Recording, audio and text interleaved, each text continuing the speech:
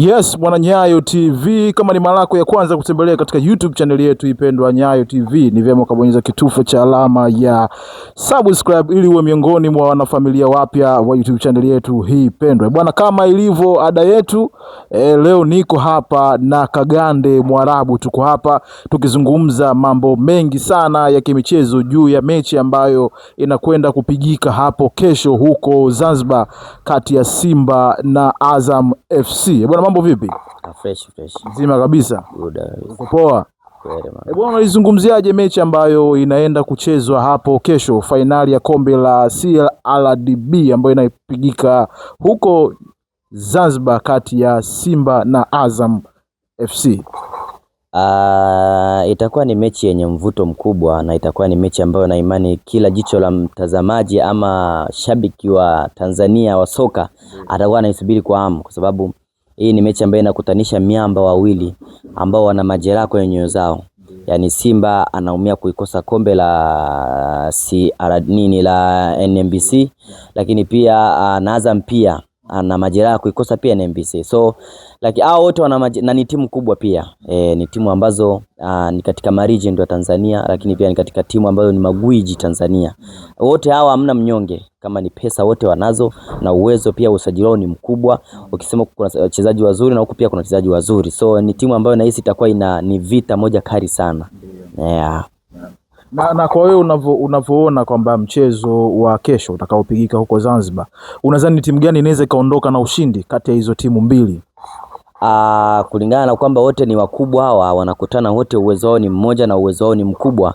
Nasema ni yeyote ambaye atakuwa amejiandaa vizuri, kati ya Simba ama Yanga, ni kati ya Simba ama Azam, anaweza akatoka mtu yeyote ambaye ataenda kuchukua ili kombe, kwa sababu wote ni wakubwa bro. Yani ukisemea Azam ni mkubwa, Simba pia ni mkubwa, na usajili wao ukisema makocha, Azam wana Ibenge, ni mzuri sana ile kocha, yani katika makocha ambao ni wasumbufu Afrika, Ibenge. Lakini pia uja kusemea Simba pia wanao pia ni timu ambao ni sumbufu pia Afrika. So hao wote uwezo kwa atakayekuwa amejiandaa vizuri, yana wa kufungana, haimaanishi kuna mnyonge kati yao, ni mistake ya mtu akichanganya tayari ameisha. Yes. Lakini watu wanasemaga kwamba klabu ya Azam inapokutana na Simba uage inalegeza, tofauti na inapokutana na Yanga. Hili unalizungumziaje, kwamba lina ukweli ndani yake kwamba Azam ikikutana na Simba uage inalegeza na ikikutana na Yanga inakuwa tofauti? Ndio maana hata ukiangalia mechi nyingi ambazo Yanga anazicheza na Azam akishinda ni kama amechukua kombe vile. Mwandishi wa habari bwana, naweza kusema kama ni maneno ya mashabiki. Ni mashabiki bwana, ukiamua kuongea uwezo kumzuia. Lakini ukweli ni kwamba sidhani kama ni kweli kwamba Azam anamlegezea Simba ama anamkazia Yanga. Azam huwa anafungwa na Yanga sana kwa kuzidiwa, kulingana na kwamba Yanga amekuwa ni gwiji kwa Azam.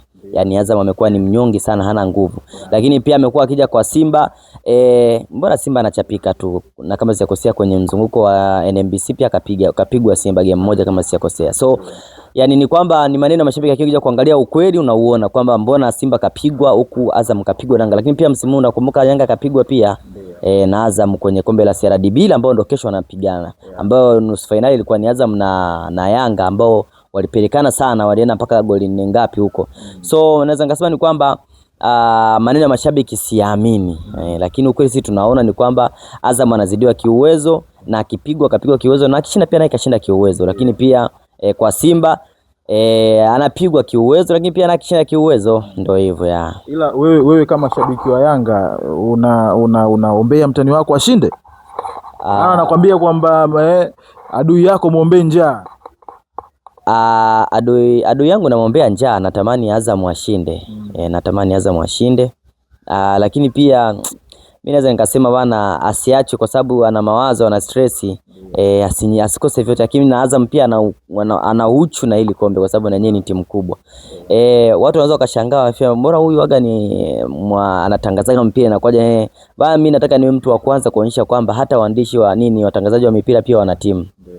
Kwa sababu mimi nina mapenzi kama walivyo wengine, lakini inapofika muda wa kazi mapenzi unaweka pembeni, unafanya kazi. Lakini inapokuwa muda wa ushabiki ni nini, unaonyesha bana mimi mwenyewe Yanga nini. Hili swali nishauliza sana bana, mbona wewe ni shabiki? Ni kweli mimi ni shabiki wa Yanga, ni kweli siwezi kuongopa, ni shabiki wa Yanga. Lakini Inapokuwa muda wa kazi nachapa kazi, ushabiki naweka pembeni, lakini inapokuja muda wa ushabiki lazima nionyeshe mapenzi yangu yalipo. Sawa, kwa hapo umekataa kwa namna moja au nyingine, si ndio? Na kwenye hiyo mechi unadhani kwamba ni wachezaji gani ambao wanaweza wakafunga magoli? Unaweza ukapredict? Kwa sababu mimi natamani Azam ndo apige, so nilitamani nimuone pale Kitambala akifanya kitu mambo yake pale.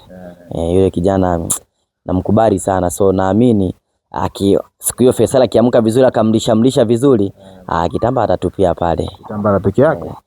Pale kuna wenye uwezo ni wengi pale. Pale kuna Kitambala, kuna Zidani, kuna mwamba mwenyewe Faisal, kuna mtoto mdogo anaitwa Ronaldo wa Tanzania, Edinado huyo. Mtoto mchafu sana yule. Faisal na Kitambala lazima washone Msimbazi hapo kesho.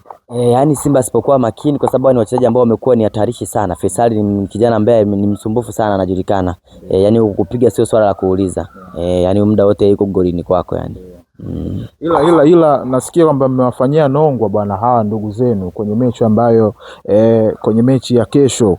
Kwa nini muweke siku moja mechi ya Simba na Azam inacheza na nyie mnaanza kucelebrate ubingwa wenu wa NBC Premier League? Sisi tumetaka mashabiki wa Yanga wasio na mawazo na stress za kesho. Yani sisi Yanga tumeamua kwamba Simba wana jambo lao na Azam na sisi pia tuna jambo letu. Sasa hatutaki kesho mashabiki wa Yanga waanze kuumwa kuwa na mawazo, wawe na kitu kimoja kabisa. Leo tuna kazi yetu, tuna jambo letu lazima lifanywe.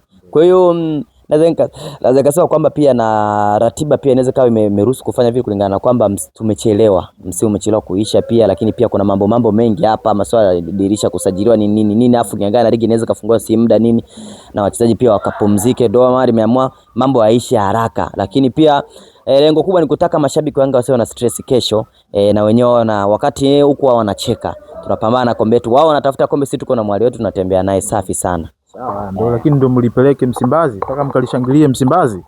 Kwa sababu gani? Hii nchi yetu bana ina uhuru. Nchi yetu hii inaturuhusu, kikubwa ni kwamba hujaenda kinyume na sheria za serikali na sheria za nchi, unaruhusiwa kufanya chochote unachokitaka. Kwa hiyo tumeona Msimbazi pale kuna mashabiki wa Yanga wanaishi pale, kuna mashabiki wanafanya kazi pale, inabidi wenyewe walione. Sasa watalionaje? Sio lazima waje Jangwani pale, lazima tuwapitishie pale, walione, wapige picha, ndio lirudi mahali pako. Wewe ni kama sio mbaya hiyo kaka, au ukorofi, sio gomvi huo.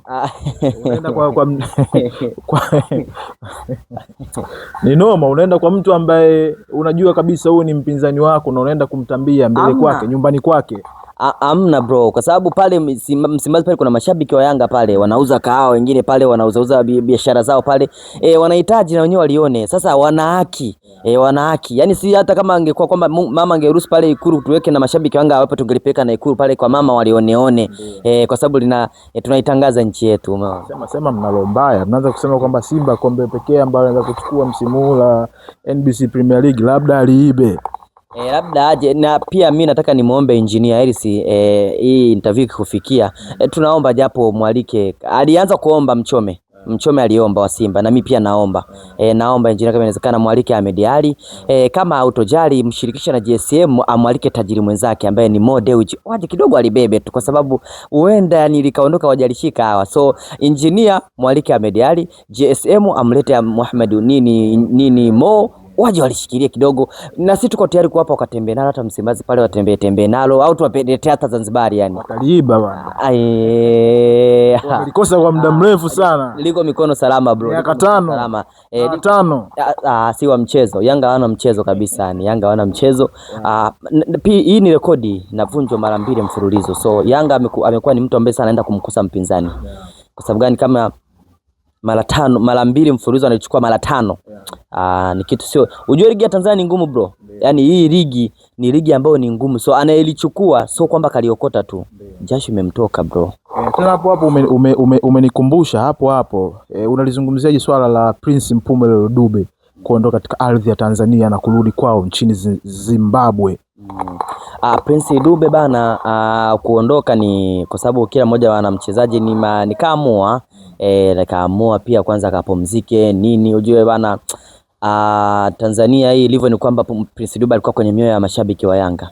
Yani mashabiki wa Yanga walikuwa wanampenda ukweli. Yani Dube ni mchezaji pekee ambaye alikuwa hata akifanya makosa usikia akifokewa kama ambavyo walikuwa wakifokea wengine yani.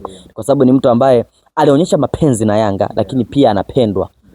Yani anapendwa na Yanga naye pia anaipenda. Ndio maana kwa hata anavyoondoka hivi kwenye ardhi ya Yanga Rose natuuma sana. Dube tulikuwa tunamhitajia bado lakini ndio hivyo na imani tutakuwa naye tu. Hamna shaka yoyote. Bwana sawa, lakini kabla tujamaliza kufanya interview yetu hii ningetamani hapa upredict. Umesema kwamba magoli yanaweza kafungwa mawili, anaweza kafunga Faisal Fei Toto au akafunga Kitambala. Basi uniambie miongoni mwa wachezaji wawili unitafsirie hayo magoli, nitangazie kwa lugha ya Kiarabu. Sawa, usijali. Hello marhaban bikum ta'alu ma'i ila ajmal al-mubara wa a'zam al-mubara wa aladh al-mubara wa ahsan al-mubara innaha Simba Sport Club ma Azam fahadhani nadani 'azima fi Tanzania wa 'aziman fi Afriqiya wa 'aziman fi dunya innaha Azam wa Simba Sport Club haulai ja'u fi al-ardh al-mubaraka Zanzibari liyatasabaqu ليقع قتال بينهما سيمبا وأزم. أرى هناك لقد بدأ إدنادو وهذا يسمى رونالدو لتنزانيا، هناك كيتامبالا، هناك فيصل سالوم، هناك زيداني أرى، وهناك في الوسط هناك إميد ماو، وقد بدأ هناك إنسان عظيم كانوتي. لقد بدأ بالكرة في الوسط ما يسمى مبانزو يجري بالكرة، قدم تمريرة جميلة إلى حارس عظيم وإلى مدافع اليمنى يسمى أبي الإستا كابومبي يجري بالكرة كابومبي يقدم تمريرة جميلة إلى من أعادها الكرة إلى مبانزو أخذها فيصل أعطى إدنادو يجري بالكرة أعطى كيتامبالا يجري بالكرة قدم تمريرة جميلة إلى إميد ماو يجري بالكرة أعطى من مسيندو يجري بالكرة قدم تمريرة جميلة إلى من إلى فيصل سالوم أعطى كيتامبالا لقد سجلت هدف جميل وممتاز. انظر مشجعون لأزم كيفما قاموا في مكانهم هم يفرحون ويتماينون ويفرحون هم على قيمة الفرح. ألا يوسف باريس كيفما يتماين وكيفما يفرح. لقد فرح فرحة جميل لقد فرح إنها مباراة لقد وجد الهدف أمام سيمبا إنها سيمبا وإنها يانغا. انظر كيتامبالا كيفما خلع ثوبه وتماين ويفرح ويقول ما شاء الله ما شاء الله ما شاء الله. كيتامبالا حلو مرحبا ومرحبا بك بارك الله فيك ما شاء الله. انظر كيفما كان الهدف لقد أخرج الكرة من إيد نادو فأعطى تمريرة إلى إميد ماو فقدم تمريرة جميلة إلى هذا يسمى مسيندو فقدمها إلى فيصل ولم يتأخر ولم يعجز فأعطى كيتامبالا لقد سجلت هدف جميل وممتاز ما شاء الله. Ndio hivyo bro. Bwana hilo goli ambalo litafungwa kesho kati ya Simba na Azam FC na goli pekee ni kutoka kwa Kitambala. Bwana, hii ni Nyayo TV. Kama ni mara yako ya kwanza kutembelea katika YouTube channel yetu hii pendwa Nyayo TV, ni vyema kubonyeza kitufe cha alama ya subscribe hapo chini ili uwe miongoni mwa wanafamilia wapya YouTube channel yetu hii pendwa. This is Nyayo TV. Thank you for your time. Until next time.